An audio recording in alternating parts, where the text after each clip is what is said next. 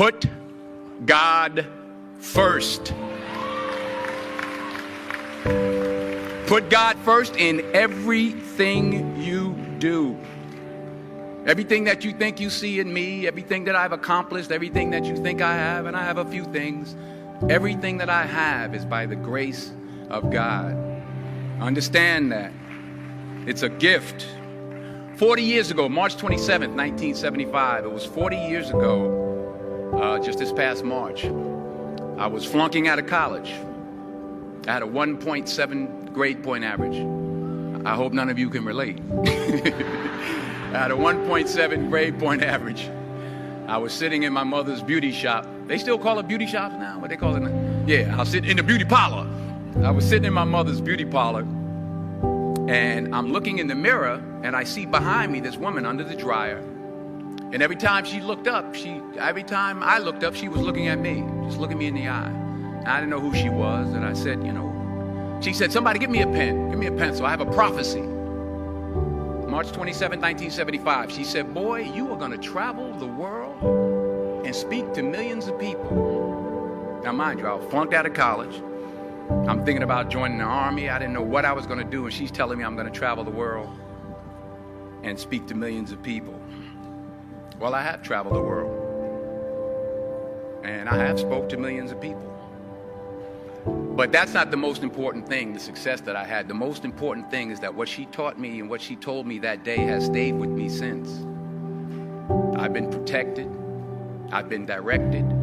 I've been corrected. I've kept God in my life, and it's kept me humble.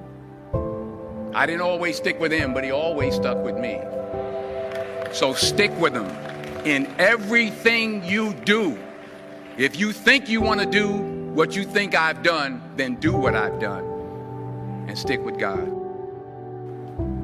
Fail big. That's right. Fail big. Today is the beginning of the rest of your life, and it can be very frightening. It's a new world out there. It's a mean world out there, and you only live once. So do what you feel passionate about. Take chances professionally. Don't be afraid to fail. There's an old IQ test, was 9 dots, and you had to draw 5 lines with a pencil within these 9 dots without lifting the pencil. The only way to do it was to go outside the box. So don't be afraid to go outside the box.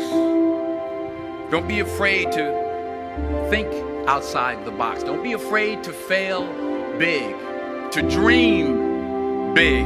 But remember, dreams without goals are just dreams, and they ultimately fuel disappointment. So have dreams, but have goals. Life goals, yearly goals, monthly goals, daily goals. I try to give myself a goal every day. Sometimes it's just to not curse somebody out. Simple goals, but have goals.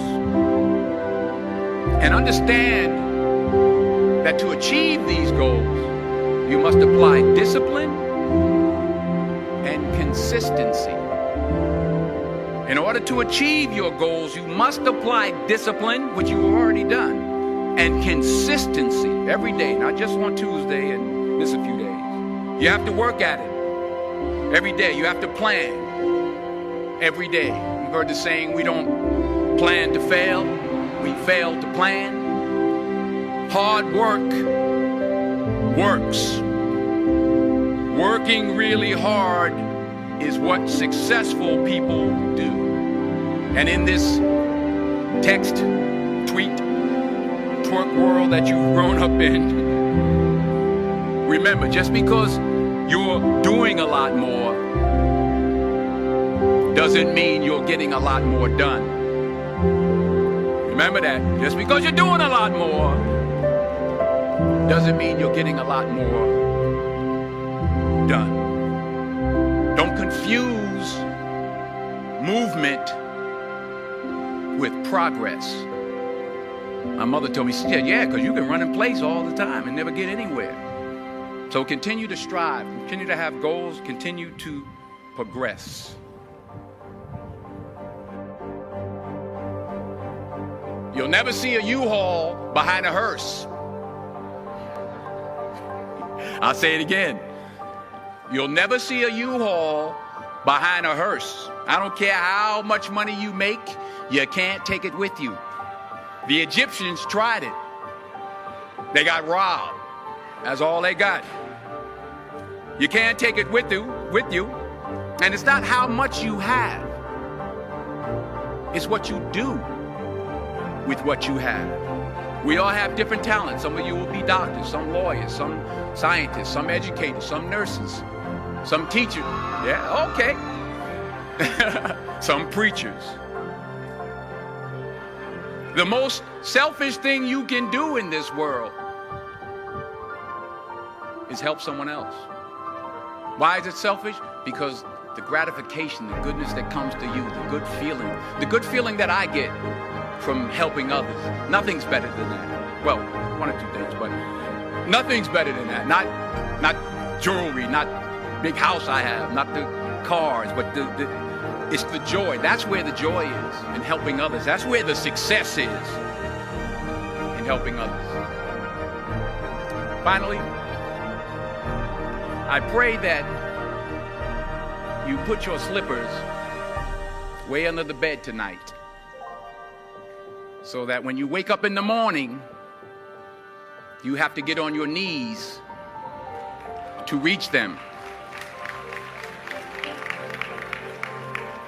And while you're down there, say thank you for grace.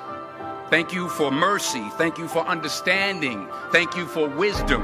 Thank you for parents. Thank you for love. Thank you for kindness. Thank you for humility. Thank you for peace. Thank you for prosperity. Say thank you in advance for what's already yours. It's how I live my life. That's why I am. One of the reasons why I am today. Say thank you in advance for what is already yours. True desire in the heart for anything good is God's proof to you, sent beforehand to indicate that it's yours already. I'll say it again.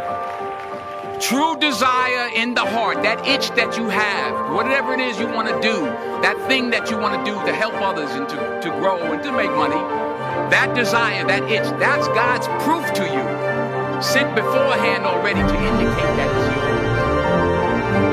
And anything you want good, you can have.